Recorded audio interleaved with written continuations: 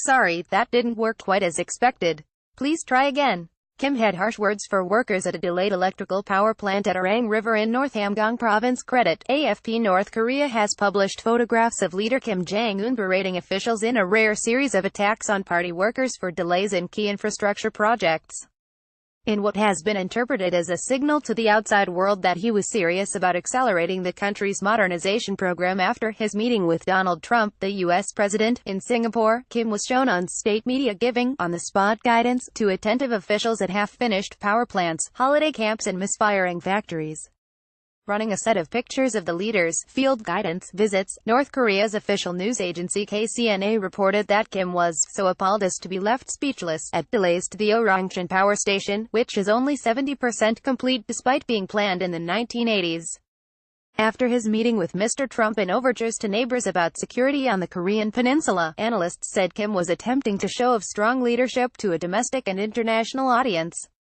Kim criticized dirty hot spring bathtubs at the Onfo holiday camp, calling them worse than fish tanks. Credit AFP. To the people, he is projecting an image as a leader who is caring for their livelihood, Young Moo-jin, a professor at the University of North Korean Studies said, and to the outside world, he is sending a signal that he is serious in his promise to denuclearize. Criticism of officials is not unknown on field guidance trips, but the terms and scale of Tuesday's denunciations were unusual. Since taking power when his dictator father Kim Jong-il died in late 2011, Kim, 34, has promised to boost living standards and sought to project an image of youth and modernity while pushing hard to build up North Korea's nuclear capabilities.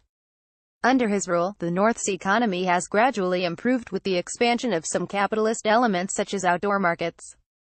But it is still one of the poorest countries in the world, and tough UN sanctions imposed after its nuclear and missile tests last year could take a huge economic toll if they continue, foreign experts say.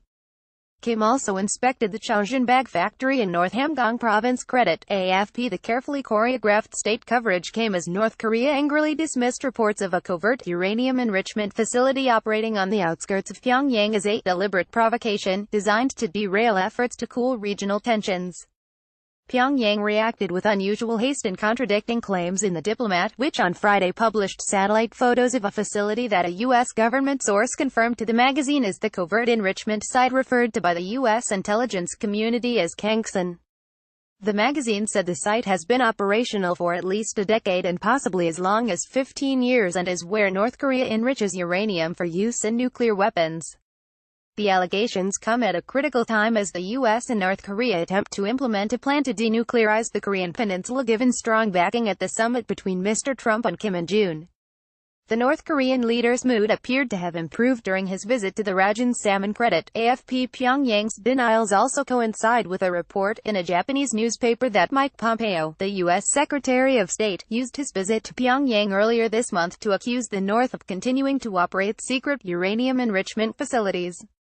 The Yomiuri newspaper said Mr. Pompeo's accusation was delivered directly to Kim Yong-chul, Kim Jong-un's most trusted subordinate, and hints at growing disquiet in Washington at Pyongyang's commitment to abolishing its nuclear weapons. Kim Yong-chul insisted that North Korea has never built or operated a covert uranium enrichment plant. Shortly after Mr. Pompeo left North Korea, state media accused the U.S. of making gangster-like demands and showing a regrettable attitude. Mr. Pompeo did not meet the North Korean leader during his trip, suggesting relations are once again cooling.